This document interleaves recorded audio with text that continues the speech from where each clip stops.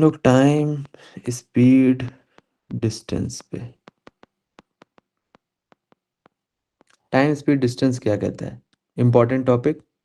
2 3 4 questions आएंगे ही आएंगे, कहीं और हर जगह आएंगे। कैट में भी आएगा, जैट में भी आएगा, स्नैप, जितने भी एग्जाम होते हैं। सबसे बेसिक इसमें जो फॉर्मूला है वो होता है distance is equals to speed into time. ठीक है। जब ये फॉर्मूला हमें पता है तो इसमें हमारे पास 3 वेरिएशन आ जाते हैं। वेरिएशन ए को कहते हैं व्हेन डिस्टेंस, थोड़ा सा मैं रिपीट कर रहा हूँ तो प्लीज़ थोड़ा बाकी सब लोग सब्र रख लें। When distance is constant. ठीक है। तो क्या होता है डिस्टेंस हमारा जब कांस्टेंट होता है, इसका क्या मतलब हुआ यार? कांस्टेंट मतलब कि वो d1 की वैल्यू d2 के बराबर होगी, मतलब d के बराबर होगी कलेक्टिवली। ठीक है। तो क्या होता है कि जब एक डिस्टेंस कवर किया d1, तो मे बी तुमने s1 स्पीड से कवर किया हो, t1 टाइम में कवर किया हो। और दूसरा जो डिस्टेंस है d2, वो तुमने s2 में कवर किया हो, t2 में कवर किया हो। अब क्योंकि d1 is equal to d2, why it is so? क्योंकि इस वाले केस में डिस्टेंस इज कांस्टेंट। तो तुमने कहा ये दोनों बराबर हैं, तो ये दोनों बराबर है, तो s1 into t1 is equal to s2 into t2 होगा। तो अगर हमें ये चीज समझ आई तो हमें पता चला कि s1 upon s2 is equals to t2 upon t1। इसका मतलब क्या हुआ? ये तो चलो मैथमेटिकली मैंने ऐसे बना दिया। इसका फील क्या है कि जैसे जैसे हमारी स्पीड बढ़ती जाएगी, अगर तुम बहुत स्पीड में चैप्टर्स करोगे तो तुम्हारा टाइम कम लगेगा। अगर तुम स्लो स्पीड में चैप्टर करोगे तो तुम्हारा टाइम ज़्यादा लगेगा। तो इससे हमें ये पता चलता है कि यार स्पीड और टाइम इन्वर्सली प्रोपोर्शनल होते हैं। ठीक है। और distance, when distance is when distance is constant, मतलब सेम। फॉर एग्जाम्पल, तुम घर पे हो अपने, तुम यहाँ से जाना चाहते हो अपने ऑफिस। तो तुम्हारा घर से लेके ऑफिस का डिस्टेंस मान लो d है। तो that is never going to change unless तुमने ऑफिस ही चेंज कर दिया हो। तो तुम्हारा डिस्टेंस क्या है? सेम है। तो अगर तुम एक दिन मंडे को घर से निकले s1 स्पीड से, तो तुम्हें t1 टाइम लगा।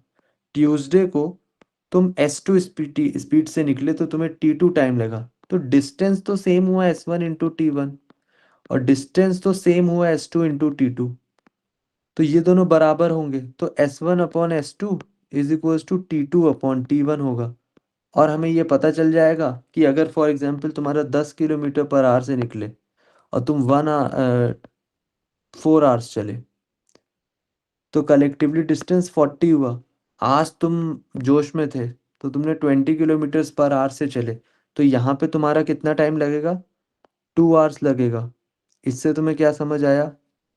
इससे तुम्हें क्या समझ आया? नॉर्मल लाइफ में भी ये चीज़ समझ आ जानी चाहिए कि स्पीड अगर कम है तो टाइम ज़्यादा है, स्पीड अगर ज़्यादा है तो टाइम कम है।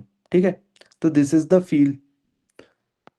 और ये कब हो रहा है? जब डिस्टेंस हमारा सेम हो रहा है। क्लियर है? इतना समझ आती है इतनी सी चीज़? ठीक है। इसी में जैसे मैंने बोला कि इसके 3 वेरिएंट्स है, जहाँ पे एक डिस्टेंस कांस्टेंट होगा, दूसरा केस होगा कि स्पीड कांस्टेंट हो गई। अब वो वाला केस देखते हैं। स्पीड कांस्टेंट पहले नहीं कराता हूँ क्योंकि नोट्स में भी टाइम कांस्टेंट पहले करा रखा है। तो तीनों कांस्टेंट होंगे, डिस्टेंस, स्पीड और टाइम। ये दीज आर द 3 केसेस, और इन्हीं 3 केसेस पे तुम्हारे क्वेश्चन जनरली बन जाते हैं। ठीक है। तो डिस्टेंस कांस्टेंट अभी हमने समझा। स्पीड पे आ जाते हैं, स्पीड टाइम पे आ जाते हैं। टाइम कांस्टेंट है। बी वाला केस है कि भाई मेरा जो टाइम है इज कांस्टेंट। इसका क्या मतलब हुआ? डिस्टेंस तो समझ आ गया कि ऑफिस से होम जा रहा हूँ तो डिस्टेंस वो है। टाइम कांस्टेंट का क्या मतलब है कि ये सपोज करो तुम हो, या चलो छोड़ो, ये सपोज करो एक थीफ है, ये सपोज करो एक पुलिस है। तो पुलिस ने थीफ को कहीं दूर डिस्टेंस डी पे देख रखा कि वो वहां पे खड़ा हुआ है। फिर क्या हुआ, ये टाइम क्या चल रहा है, T equals to zero, stop watch अगर सपोज करो मैं लेके खड़ा हूँ, तो वहां पे टी इक्वल्स टू जीरो पे, और ये इस पोजीशन पे, ये इस पोजीशन पे। तो अगर ये बात है तो मैंने उसके बाद स्टॉप वॉच चालू कर दी, तो थीफ भागने लगा, पुलिस उसके पीछे भागने लगी। तो यहाँ पे पुलिस पुलिस मान लो एस पुलिस मान लो S1 की स्पीड से भाग रही, थीफ S2 की स्पीड से भाग रहा है। तो क्या S1 ग्रेटर देन S2 होगा, S1 इक्वल्स टू S2 होगा, कि S2 greater than S1 less than S2 होगा, अगर पुलिस थीफ को पकड़ लेगी। हम ये कह रहे हैं कि पुलिस जो है थीफ को पकड़ लेगी, तो S1 की वैल्यू, अगर तुम पुलिस हो तो तुम्हारी स्पीड अगर कम होगी तो क्या, मतलब क्या पकड़ोगे तुम फिर उसमें थीफ को जाके, तो तुम्हें तुम्हारी स्पीड ज़्यादा होनी चाहिए, इसलिए ये वाला केस होगा। बाकी दो पॉसिबल नहीं है। कभी कभी तुमसे एग्जाम में सिर्फ इतनी सी चीज़ ही पूछ लेगा वो, कि कोई तुम्हें चेस कर रहा है, उस तुम्हारी स्पीड 15 है, और कोई चेस कर रहा है, और वो ऑप्शन दे देगा which of the following can be possible. ठीक है, बहुत छोटी छोटी चीज़ों पे वहां पे तुम्हें दिमाग में नहीं आएंगी ये सारी चीज़ें, अगर तुम पढ़ो के नहीं जाओगे यहाँ से तो। ठीक है, तो तुमने कहा यार टी इक्वल्स टू जीरो पे ये दोनों भागना चालू हुए, तो ये थीव भाग रहा है, पर थीव को पकड़ लिया है पुलिस ने, तो मान लो कहीं पे तो पकड़ा होगा मे बी, चलो T equals to T time पे क्या हुआ सीन, कि थीफ पकड़ लिया गया, पकड़वा मतलब पुलिस ने पकड़ लिया ऐसे। ठीक, तो थीफ ने कितना डिस्टेंस कवर किया यार यहाँ से यहाँ तक, मान लो ये D1 है, और पुलिस ने कितना डिस्टेंस कवर किया, D+D1। ठीक है, तो पुलिस ने कवर कर लिया है D distance plus D1, thief ने कवर कर लिया है D1 डिस्टेंस। तो हमें पता है यार तीन चीजें हैं, डिस्टेंस, स्पीड, टाइम। डिस्टेंस हमारा कांस्टेंट नहीं दिख रहा है, जो कि हमें दिख भी रहा है। स्पीड हमारी कांस्टेंट नहीं है, स्पीड कांस्टेंट मतलब क्या होता है कि दोनों सेम स्पीड से चल रहे हैं, या तो सेम पर्सन सेम स्पीड से चल रहा है, तो वो भी नहीं पॉसिबल है क्योंकि ये है। तो तीसरा ही केस बचता है कि टाइम कांस्टेंट हो। कैसे, अब देखते हैं। पुलिस वाला जो बंदा था, वो जीरो पे स्टार्ट किया अपनी पोजीशन से, टी पे उसने पकड़ लिया, ये टी इक्वल्स टू टी हो रहा है। तो पुलिस कितने टाइम तक दौड़ी है, T आवर्स तक फॉर एग्जाम्पल। थीफ जो है जीरो पे यहाँ पे था, भले लोकेशन वाइज डिफरेंस पे था, बट टाइम एक ऐसे टाइमर चल रहा था कहीं पीछे, उसके अकॉर्डिंग T आवर्स तक दौड़ा है। तो यहाँ पे टाइम इज कांस्टेंट।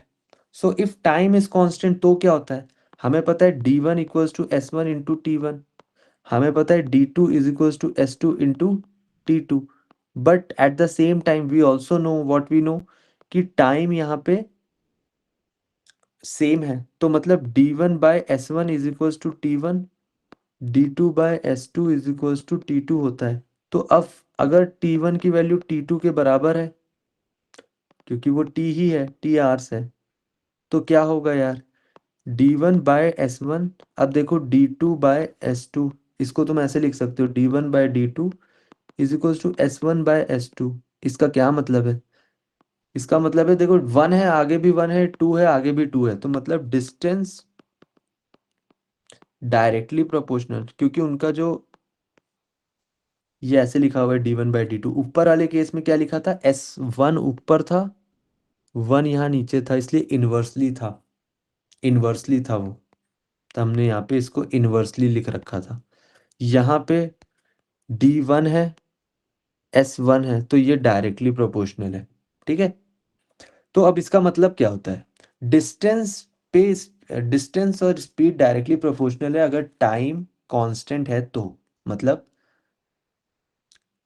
तुम एक पर्सन हो, तुम्हारे पास एक कार है, तुम्हें 2 आवर्स तक वो कार भगानी है, तुम्हारी स्पीड 100 किलोमीटर पर आवर है, तो तुम कितना डिस्टेंस कवर करोगे, 200 किलोमीटर करोगे।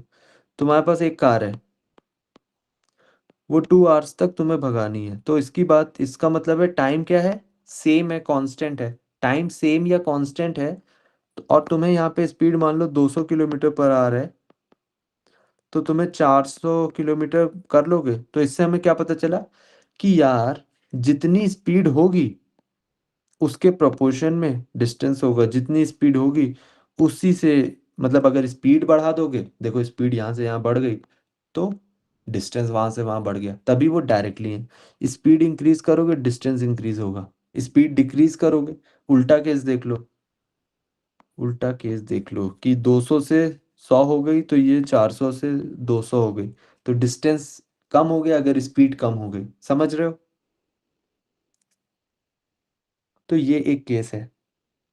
इसमें एक ये केस आता है कि जो एक पुलिस ऐसे ये जा रही है, दूसरी चीज आती है कि ये तुम हो और ये तुम्हारा फ्रेंड है, दोनों ने डिसाइड किया कि आज मिलेंगे।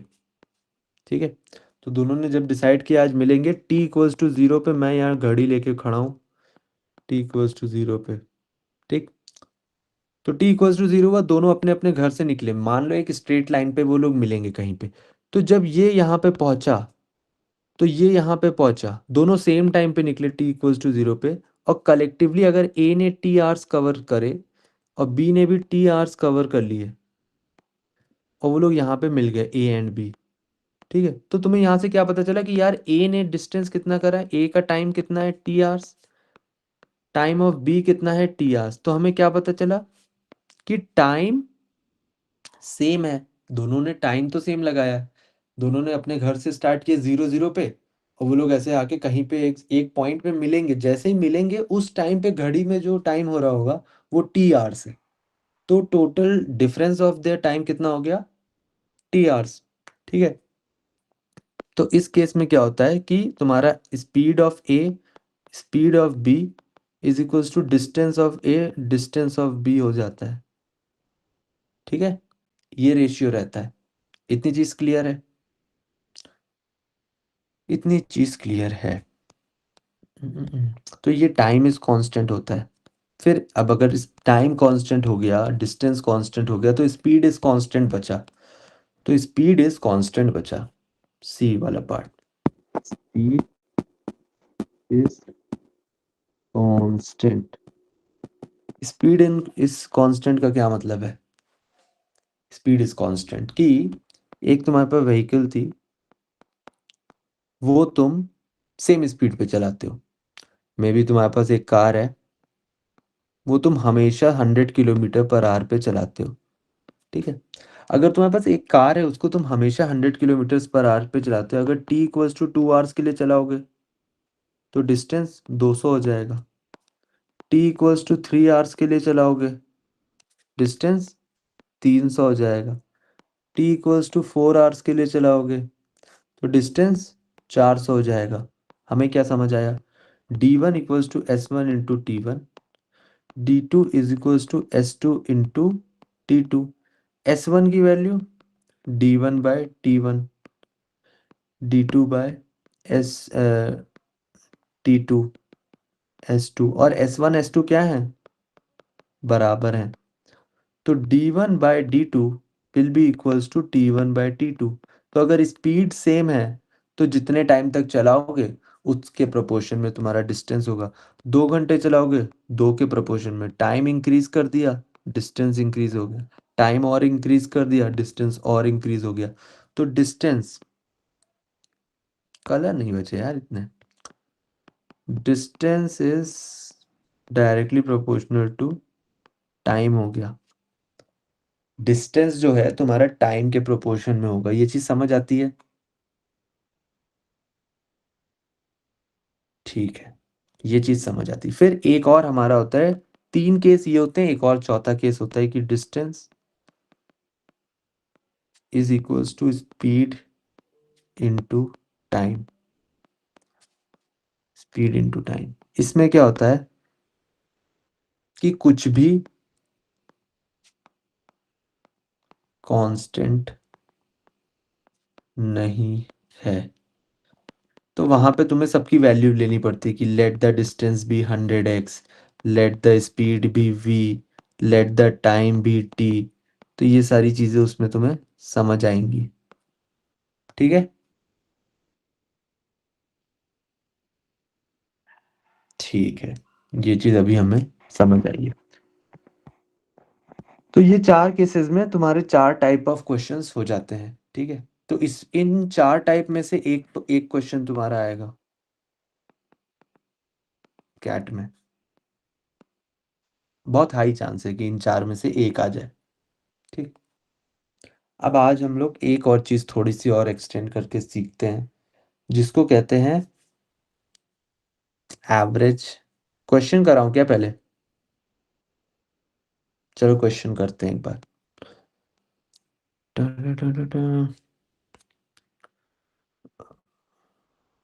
क्वेश्चन करते हैं पहले।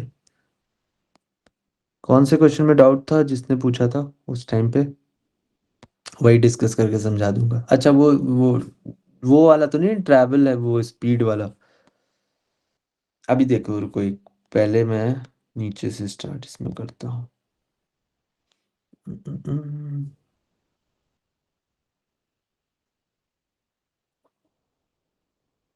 क्वेश्चंस अभी रहने देते हैं, क्योंकि या फिर एक ही मतलब फिर रिपीट ही हो जाएगा पूरा, मैं वो चाहता नहीं हूँ। ठीक है। अभी क्वेश्चन हम करेंगे, नेक्स्ट क्लास में कर लेंगे क्वेश्चन, कोई दिक्कत नहीं है। अभी हम एक और चीज समझ लेते हैं कि यार एवरेज स्पीड क्या होता है। तुम्हारे पास क्वेश्चन आएगा कि एक ट्रेन है, वो यहाँ ए से बी जाती है 40 किलोमीटर्स पर आवर पे, फिर वो लौटती है 60 किलोमीटर्स पर आवर पे। तुमसे एग्जामिनर क्वेश्चन पूछेगा कि what is the average of speed,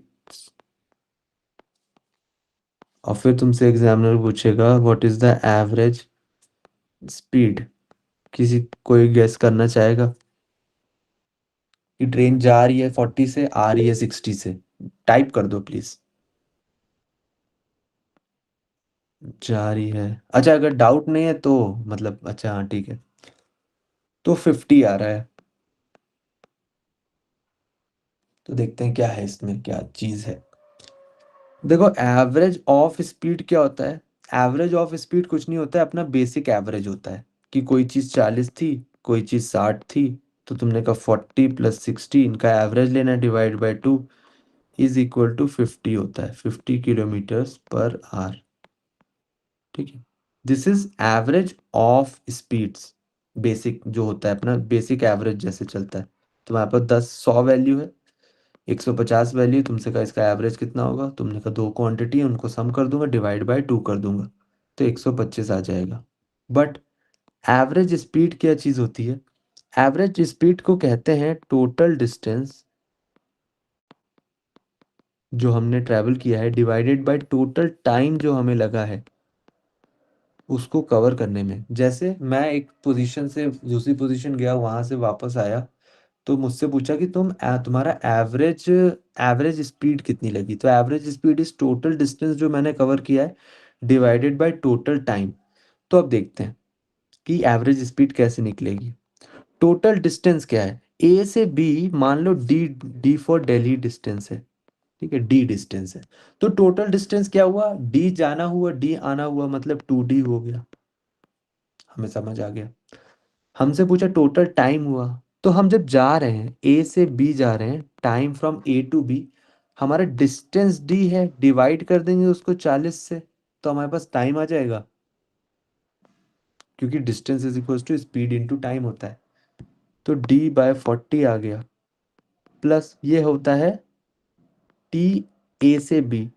फिर मैंने तुमसे पूछा कि ए से बी तो ठीक है, टी बी से ए बता दो, तो तुमने कहा यार डिस्टेंस तो सेम है और 60 से जा रहे हैं, तो distance divided by speed will give us time. हम बचपन में एक ऐसे करते थे, जो चीज़ हमें निकालनी होती थी उसको हम छुपा देते थे। शायद किसी को कुछ याद हो। ठीक, D/60। ठीक है, distance is equal to speed into time, तो दूसरा टाइम आ गया D/60, विच इज TBA। ठीक। तो अब हम इसको सॉल्व करते हैं। 2D डिवाइडेड बाय, नीचे तुम्हें दिख रहा है कि 40 60 है, तो तुमने कहा 240 ले लेते हैं एक बार के लिए, 6D प्लस ये कितना है 4D, तो तुमने ये वैल्यू ऊपर चली जाएगी, 480D divided by 10D, D D cancel हो गया, 48 वैल्यू आ गई। This value came different as compare to this value. क्यों हो गया ये? क्योंकि दोनों के बीच में डिफरेंस होता है। समझे? Average of speed and average speed. ये दोनों डिफरेंट डिफरेंट कॉन्सेप्ट्स हैं। ये तुमसे एग्जामिनर कभी नहीं पूछेगा, ये तुमसे एग्जामिनर हमेशा पूछेगा। मतलब आज तक ये एवरेज ऑफ स्पीड नहीं आया है। समझ आती है ये चीज़ क्या हुआ, कि क्या प्रोसेस किया।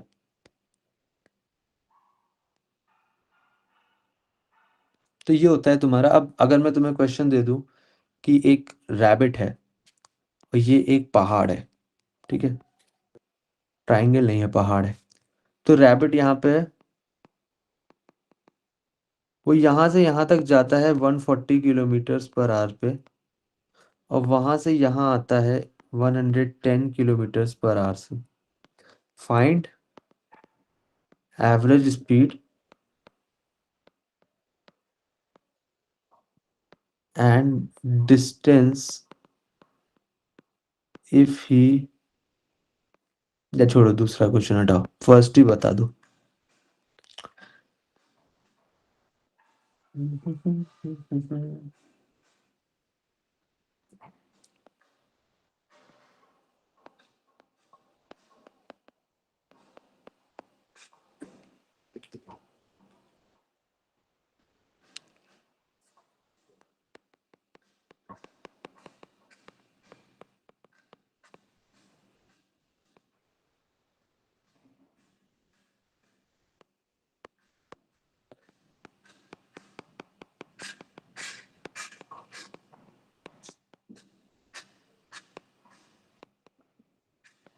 4 10।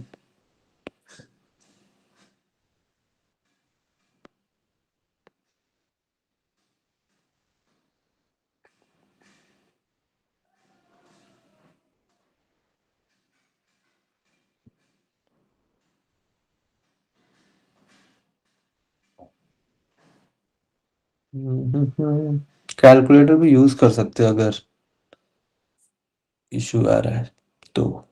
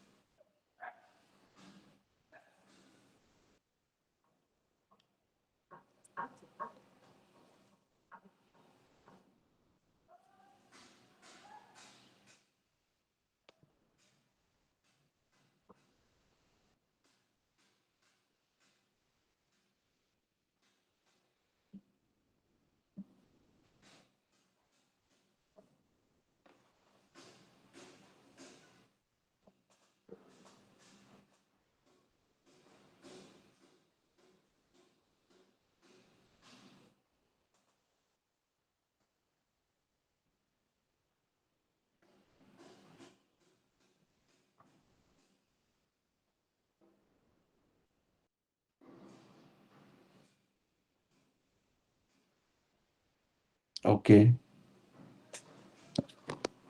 डी डिस्टेंस दिखा, डी डिस्टेंस दिखा तो टोटल डिस्टेंस हमने देखा upon total time is equals to average speed. तो टोटल डिस्टेंस है 2D डिवाइडेड बाय टाइम, जाने का time D divided by 140 plus आने का टाइम D डिवाइडेड बाय 110। इसका जो भी आंसर है वो निकाल लेना, ठीक है। हाँ, जो भी आ रहा है वो। तो एवरेज स्पीड ये आएगी, ठीक है। तो ऐसे करके एवरेज स्पीड निकालते हैं। ये हमें पहली चीज़ इसमें यहाँ पे क्लियर हो गई। एक और छोटी सी चीज़ है जो बतानी है मुझे, कि 10 मीटर पर सेकेंड की वैल्यू 36 किलोमीटर पर आवर होती है, एंड 5 मीटर पर सेकेंड की वैल्यू कितनी होगी, 18 किलोमीटर्स पर आवर होगी। इसको याद कैसे रखना है, ट्रेडमिल पे गए हो कभी, तो ट्रेडमिल पे ऐसे स्पीड होती है बनी। तो जो 10 मीटर पर सेकेंड उस पे 10 जैसे तुम करते हो, तो उसकी corresponding value 36 kilometre per our है। और 5 मीटर पर सेकेंड है, उसकी 18 है। ऐसे करके थोड़ा जुगाड़ करके तुम्हें याद रखना पड़ेगा कि 1036। तो 1036 को तुम 360 भी बना सकते हो। ऐसे करके याद रखो कि 10 करस्पॉन्डिंग टू 36 है, तो वो कलेक्टिवली 360 डिग्री है। ऐसे कुछ भी करके याद कर लो, ठीक है। तो ये चीज़ अभी हमें समझ आई है, ठीक है। और क्या समझा सकता हूँ मैं तुम्हें इसमें? हाँ, जिसमें टाइम बहुत लग गया है। हम्म, चलो ठीक है। और भी एक चीज सीख के जाते हैं। अभी तक हमने क्या क्या सीख लिया है? कि distance constant, speed constant, time constant, कुछ भी नहीं कांस्टेंट, एवरेज स्पीड। क्वेश्चन इस पे करेंगे हम अभी, थोड़े कॉन्सेप्ट बिल्ड कर लें। ठीक है। और जब ये क्वेश्चन कराऊंगा तो कॉन्सेप्ट भी फिर से बिल्ड कराऊंगा, से डरना नहीं है। फिर अब हमारे पास एक कॉन्सेप्ट आता है रिलेटिव स्पीड, बहुत सुनता हूँ मैं कि रिलेटिव स्पीड क्या होता है। ठीक है। रिलेटिव स्पीड का कॉन्सेप्ट क्या कहता है कि एक V1 है और एक V2 है। ये दो भाई हैं। ठीक है। दोनों ने कहा कि हम चलो मिलते हैं कहीं पे। तो उनके पास डिस्टेंस था 100 किलोमीटर पर आवर का। एक बंदा था V1, वो 10 किलोमीटर पर आवर से चल रहा है। और दूसरा बंदा है V2, वो 15 किलोमीटर पर आवर से चल रहा है। तो 1 घंटे के बाद, आफ्टर 1 आवर, क्या सिचुएशन होगी? ये अगर उनके घरों का डिस्टेंस है 100 किलोमीटर, तो 1 घंटे के बाद V1 यहाँ आ जाएगा 10 किलोमीटर। राइट। अगर कहीं पे लिखा है 10 किलोमीटर पर आवर, उसका मतलब क्या होता है कि 1 घंटे में अगर इस स्पीड से चलोगे तो 10 किलोमीटर ट्रैवल कर लोगे। थोड़ी सी फील प्लीज लो। ठीक है। ऐसे एकदम से मतलब ऐसे स्पीड को ऐसे स्पीड नहीं देखो, नॉर्मल लाइफ में भी देखो। ठीक। और ये जो V2 बंदा है वो 15। हम्म। ठीक है। तो 1 घंटे में 15 किलोमीटर पर आवर से भागे चलेगा तो 15 किलोमीटर यहाँ पहुंचेगा। तो उन्होंने साथ में ये जो गैप था, गैप इनिशियली था 100 किलोमीटर का। अब ये गैप रिड्यूस हो चुका है, गैप डैश डैश कितना बन गया है? 75 किलोमीटर। कैसे पता चला?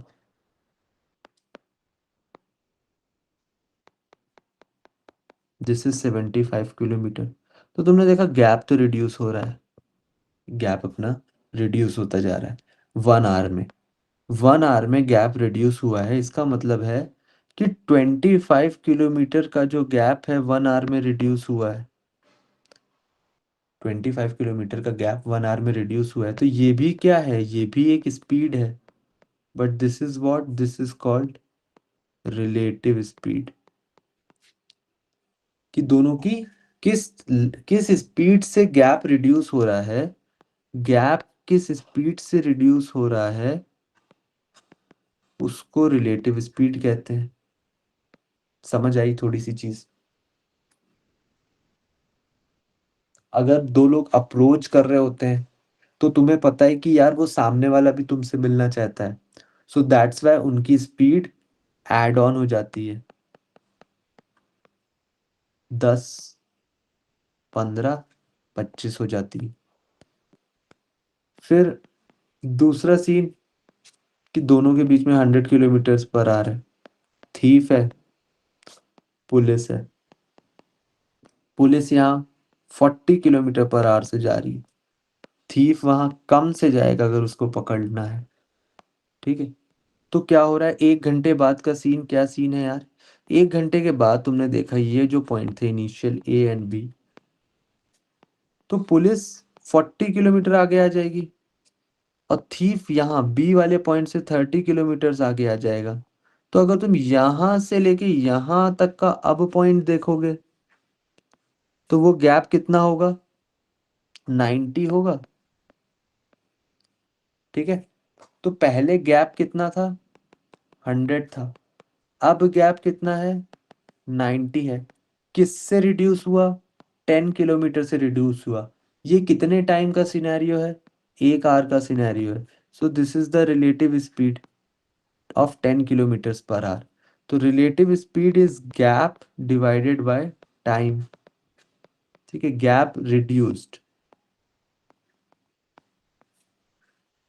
जो गैप रिड्यूस हुआ divided by time, reduced gap divided by time. तो तुम्हें पता चला, अच्छा पुलिस और जो थीफ का, पुलिस और थीफ का टाइम का वो स्पीड का डिफरेंस कर देंगे, that is relative speed between them, कि भाई 10 किलोमीटर की रिलेटिव स्पीड है उनके बीच में। तो अगर 10 किलोमीटर की रिलेटिव स्पीड है, हमें पूरा पूरा गैप 100 किलोमीटर कवर करना है।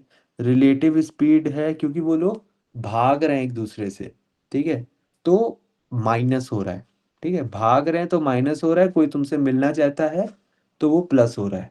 ठीक, तो 10 किलोमीटर पर आवर की है, 10 किलोमीटर पर आवर से वो गैप रिड्यूस रिड्यूस रिड्यूस होता जाएगा, तो टाइम कितना लगेगा, 10 आवर्स लगेंगे, पूरा गैप रिड्यूस हो जाए, वो लोग मिल जाए। यहाँ पे टाइम कितना लगेगा, अगर 25 का था 100 है तो 4 आवर्स लगेंगे। ठीक है, तो रिलेटिव स्पीड की ये कॉन्सेप्ट समझ आता है कि अब अगर दो लोग अप्रोच कर रहे हैं, V1 V2, तो क्या हो रहा है, एडिशन हो रहा है, और V1 इधर जा रहा है, V2 उससे दूर भाग रहा है सेम डायरेक्शन में, तो वो माइनस हो रहा है। तो ऐसे रटना नहीं है तुम्हें कि दो एरो इधर हैं, उसके पीछे का लॉजिक समझ आता है आगे वाले इसमें जो ऊपर समझाया।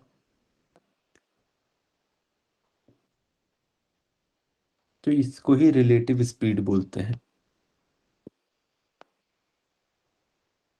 ठीक है,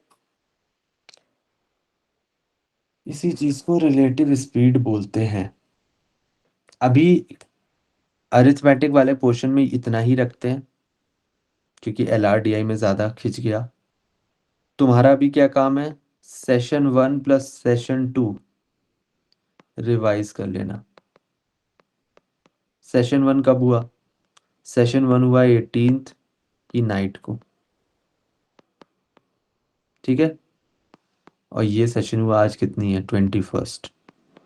तो इसमें अभी हमने ये चीज़ सीखी है, इसको ही हम आगे समझेंगे क्वेश्चंस के थ्रू, ये सारे कॉन्सेप्ट।